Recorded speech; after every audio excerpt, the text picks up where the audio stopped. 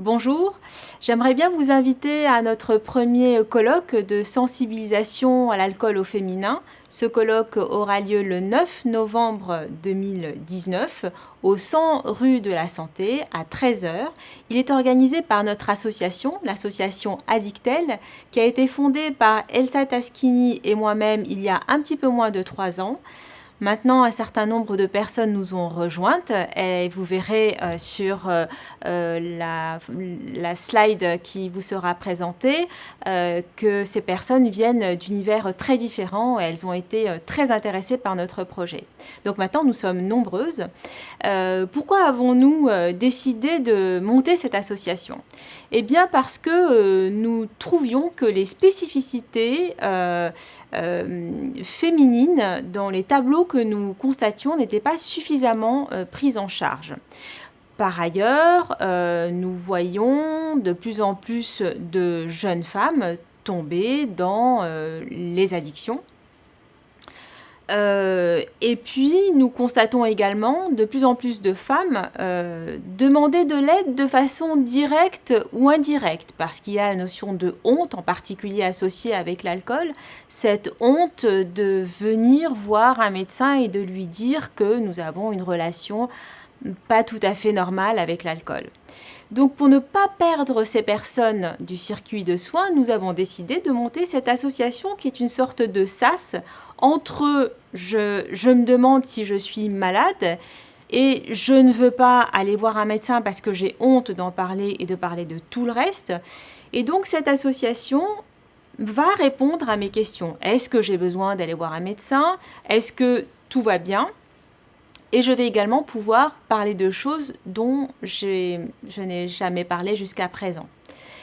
Et nous nous sommes adaptés à elles. Ce sont des femmes qui sont très connectées, qui ont souvent de hautes responsabilités, qui sont souvent très instruites.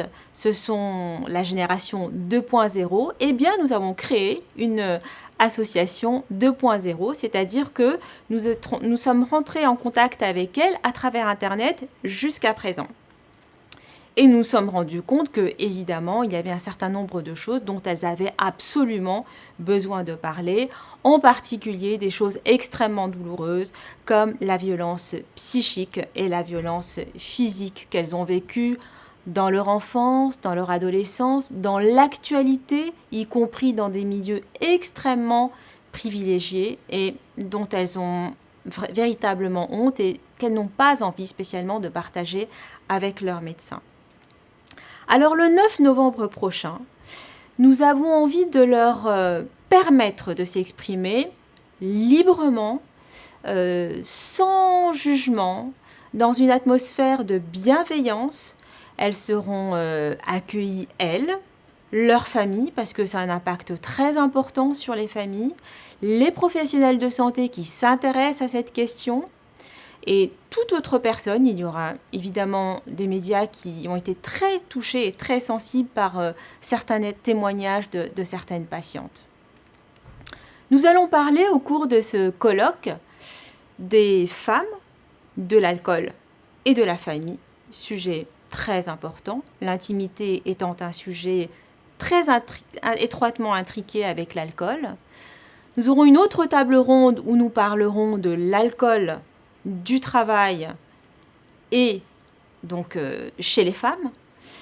Et enfin une table ronde où nous aurons des anciennes patientes qui vont partager avec la salle leur vécu de patientes qui ont souffert avec l'alcool. Mais surtout, nous allons accorder énormément de temps au débat parce que ce sont des moments que toutes les patientes nous demandent, des moments de libre parole. Vous serez libre de dire ce que vous voudrez. C'est exactement ce qu'il faut dire à vos patientes. Voilà, pendant cette réunion, elle est pour vous. J'espère que vous serez nombreux, patients, familles, médecins, soignants, à venir nous écouter, venir écouter et comprendre la lourdeur et les complications de cette maladie alcoolique chez la femme, le 9 novembre prochain, 100 rue de la Santé, à 13 heures.